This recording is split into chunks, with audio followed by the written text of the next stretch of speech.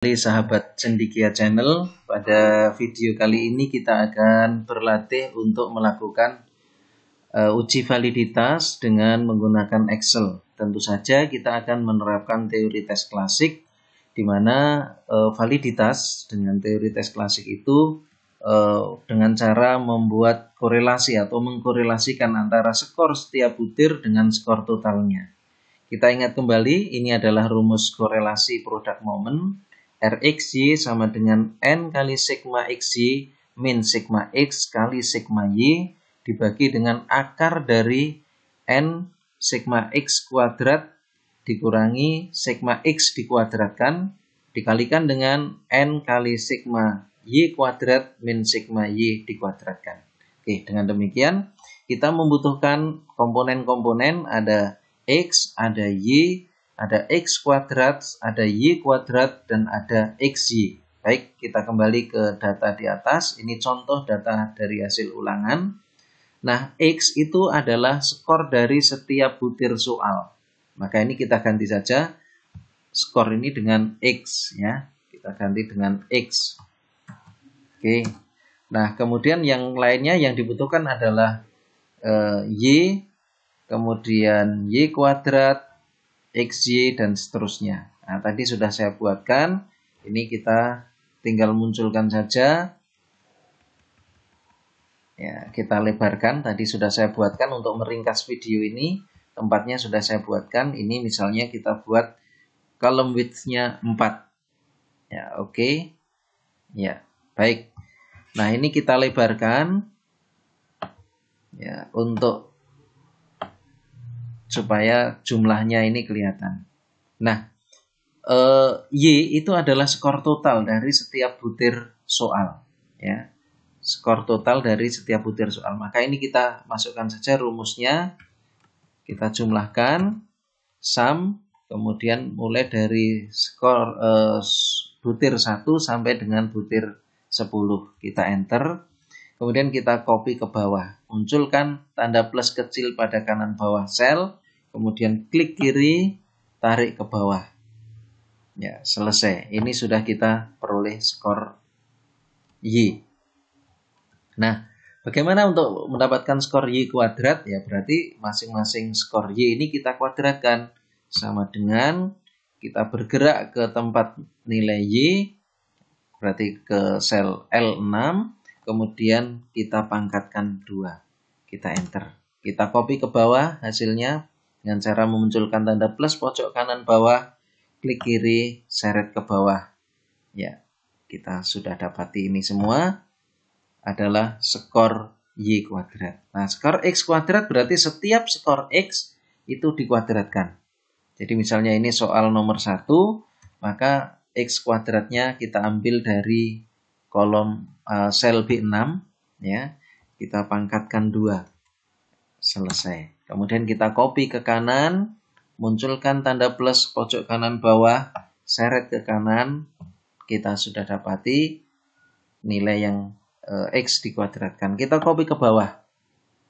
Sama caranya, ya, tanda munculkan tanda plus kanan bawah, kemudian seret ke bawah. Nah, sahabat Cendekia Channel, ini kebetulan nilainya sama, ya, karena 0 dikuadratkan 0, 1 juga dikuadratkan sama dengan 1. Kemudian berikutnya nilai dari sigma X kuadrat. Sigma X kuadrat. Berarti X kuadrat dijumlahkan. Nah, maka ini kita masukkan rumusnya sum. Ya, ini dari soal nomor 1 sampai nomor 10. Kemudian kita enter. Ya. Kemudian kita copy ke bawah, munculkan tanda plus kanan bawah, kemudian klik kiri, tarik ke bawah. Sudah kita dapati skor X kuadrat. Nah, sekarang kita cari nilai dari XY. Berarti setiap skor X kita kalikan dengan skor Y. Berarti ada di sini. Masukkan rumusnya sama dengan kita bergerak ke sel B6, kita kalikan dengan Y-nya ada di L6. Iya. Oke, ini kemudian kita enter. Nah, kita perlu ingat bahwa X itu jumlah ada banyak skor dari setiap butir. Ini punya nilai X, sedangkan skor totalnya kan hanya ada 1. Ya, berarti ini perlu kita kunci. Nah, kita edit rumusnya, tekan saja F2, muncul seperti ini. Nah, kita lihat formulanya ini kan B6 kali L6. Ya, B6 kali L6. Kita berikan tanda dolar. Ya, tanda dolar sebelum kolom L. Kemudian kita enter. Ya, kemudian setelah itu kita copy, munculkan tanda plus kanan bawah, klik kiri, gerakkan ke kanan. Iya, sudah tercopy. Kemudian sekalian aja kita copy ke bawah. Ya. Oke, sudah kita peroleh skor XY. Nah, semua skor-skor ini perlu kita jumlahkan untuk mempermudahkan nanti kita dalam menghitung. Nah, misalnya ini. Ini berarti X, kalau yang ke bawah berarti sigma X. Ya, jumlahnya ini sigma X. Ya, kita jumlahkan saja.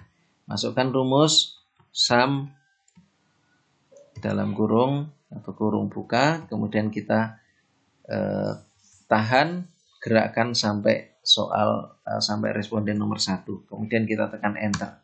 Selesai. Nah, teman-teman, karena ini kebetulan membutuhkan jumlah semua dari komponen ini, maka kita copy saja untuk mendapatkan jumlah semuanya itu. Munculkan tanda plus kanan bawah, klik tombol kiri, ya, kemudian gerakkan ke kanan, dan nanti kita akan dapati semua sudah terjumlahkan. Ya, oke. Nah, kemudian kita perlu mencari nilai dari RXY. Ya, komponennya apa saja nanti kita lihat rumusnya. Ini supaya tidak membingungkan. Ini saya split saja view-nya. View split. Ya, oke, kita lihat. Nah, kita lihat rumusnya.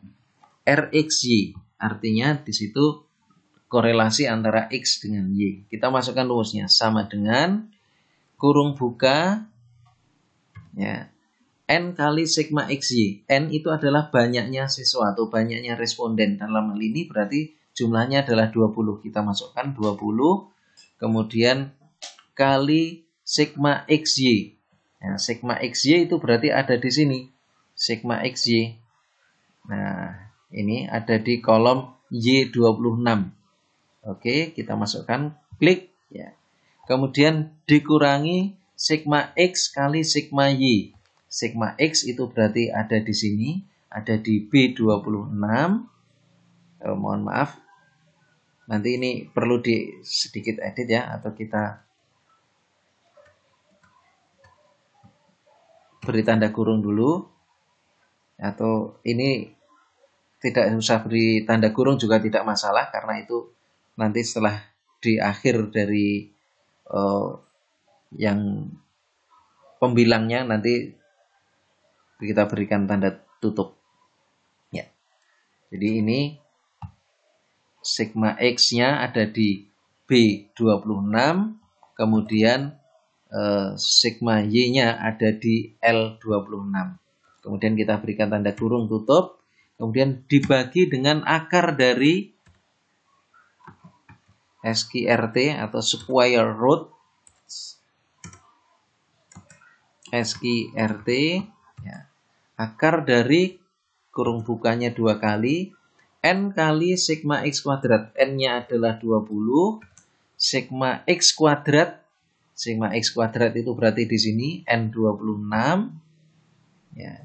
Kemudian dikurangi sigma X dikuadratkan. Berarti ini B26 dikuadratkan. Ya, berikan pangkat 2. Kemudian kita beri tanda kurung tutup. Dikalikan dengan kurung buka N kali sigma Y kuadrat. N-nya adalah 20. Kemudian kali sigma Y kuadrat. Sigma Y kuadrat itu adalah di sini. Ada di kolom sel M26. Dikurangi dengan sigma Y dikuadratkan. Sigma Y dikuadratkan. Nah, sigma Y dikuadratkan itu berarti sel L26. ya, pangkat 2. Oke, kurung tutup. Ya, kemudian kita enter. Setelah itu kita klik yes. Ya, baik. Nah, ini sudah kita dapati hasilnya. Mengapa ini muncul tanda pagar-pagar? Karena ini kolomnya kurang lebar. Nah, ini kita bisa lebarkan saja. Nah, misalnya kita blok dengan cara begini. Kemudian klik kanan. Atau bisa juga dengan cara klik home di sini. Kemudian format, column width. Kita lebarkan misalnya 6 ya, lebar kolomnya 6, kemudian klik OK ya. Baik, itu teman-teman. Nah, sekarang kita perlu perhatikan komponen-komponen ini. Sigma Y kuadrat, sigma X kuadrat ini kan tidak bergerak ya, maka kita perlu mengunci ya, mengunci dengan dolar tadi ya. Kita copy rumusnya, tetapi sebelum kita copy, kita edit dulu supaya nanti ketika di copy tidak bergerak. Kita tekan tombol F2, ya, tekan tombol F2. Nah, mana yang komponen-komponen tidak boleh bergerak? Yang tidak boleh bergerak adalah sigma Y kuadrat, kemudian sigma, oke, itu aja, sigma Y dan sigma Y kuadrat. Atau ya, sigma Y itu berarti ada di L26. Nah, ini kita beri tanda pagar L26. Setiap ada L26, kita berikan tanda pagar L26. Ini tidak boleh bergerak, beri tanda pagar. Kemudian sigma Y kuadrat, berarti itu M26. M26 juga kita berikan tanda pagar, tanda dolar ya. Oke, kita enter. Nah, kita copy rumus ini ke kanan. Ya, sama seperti tadi caranya, munculkan tanda plus pojok kanan bawah, klik kiri, gerakkan ke kanan. Ya, kita sudah mendapati nilai RXY.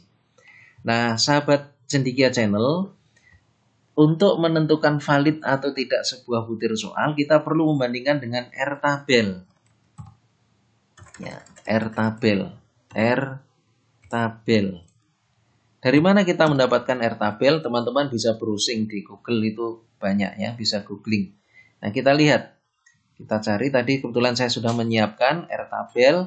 Nah, kita cari, karena tadi yang mengerjakan respondennya ada 20, maka kita cari yang untuk DF-nya 1 sampai 50 ya. Nah, ketentuannya DF itu sama dengan N-2. N itu banyaknya responden ya. Kemudian DF atau degrees of freedom, derajat kebebasannya adalah N-2. Kalau tadi respondennya ada 20, berarti 18. Kita cari nilai R untuk DF sama dengan 18. Nah, ada di sini. Kemudian kita pilih yang taraf signifikansinya 0,05 atau 5%. Nah, kita dapatkan nilai R tabel 0,4438. 0,4438. Kita masukkan di sini. 0,4438. Loh, di situ kok 4 digit atau 4 desimal? Ya, kita masukkan sama ini, bisa kita juga ubah menjadi 4 desimal. Ya, caranya bagaimana? Kita blok aja, kemudian ini kita klik increase desimal. Ya, kita klik. Nah, semua sudah menjadi 4 desimal. Ini yang soal nomor 4 kok muncul tanda pagar, berarti ini kurang lebar kolomnya. Kita lebarkan sedikit. Iya. Oke. Nah, kemudian setelah kita dapatkan R-tabel, kita bandingkan nilai RXY dengan R-tabel. Kalau RXY lebih dari atau sama dengan R-tabel, maka statusnya valid. Ya, statusnya valid. Maka kita lihat status keputusannya, keputusan atau kesimpulan atau apapun, nanti silakan menggunakan istilah yang disukai. Nah, kita bandingkan antara RXY dengan R-tabel. Ya, kita masukkan rumusnya sama dengan if kurung buka nilai RXY lebih dari atau sama dengan R-tabel. R tabelnya itu ada di B29. Ya, kemudian kurung tutup, enter. Kemudian tekan OK. Ya.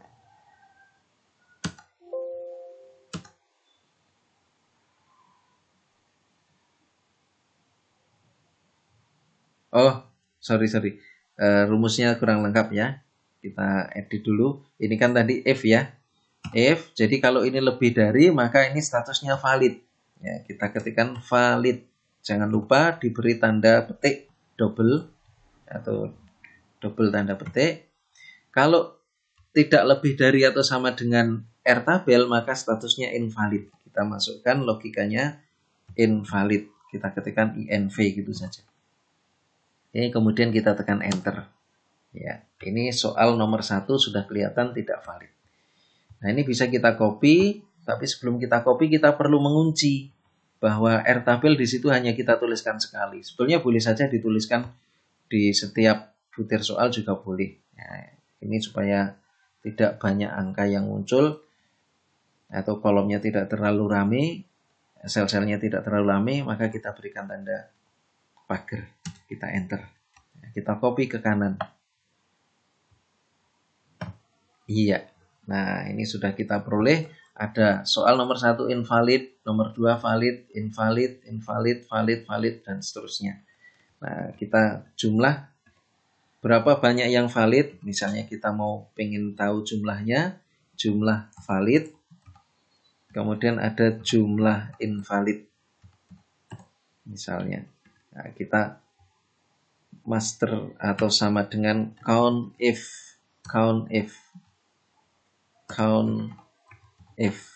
ya. Mana yang mau kita jumlahkan ini ya, nomor 1 sampai 10, kemudian koma, kemudian tanda petik val. Artinya kita hanya menjumlah soal-soal yang valid saja. Ya. Ini kemudian yang invalid juga bisa kita jumlah walaupun kita tahu jawabannya pasti 6, tapi kita masukkan rumus. Kalau soalnya banyak gini kan kita ngitung kan terlalu repot. Ini kebetulan soalnya 10, dengan mudah kita bisa menghitung. Ya, kita blok mana yang akan dihitung, yang invalid. Kemudian kita masukkan kata kuncinya invalid. Enter. Ya. Demikian teman-teman sahabat channel media. Ini kita sudah selesai melakukan uji validitas dengan menggunakan korelasi produk momen yang merupakan aplikasi atau penerapan teori tes klasik dalam mengukur validitas, yaitu dengan cara mengkorelasikan skor setiap butir soal dengan skor total. Demikian, terima kasih sahabat channel media, sampai ketemu.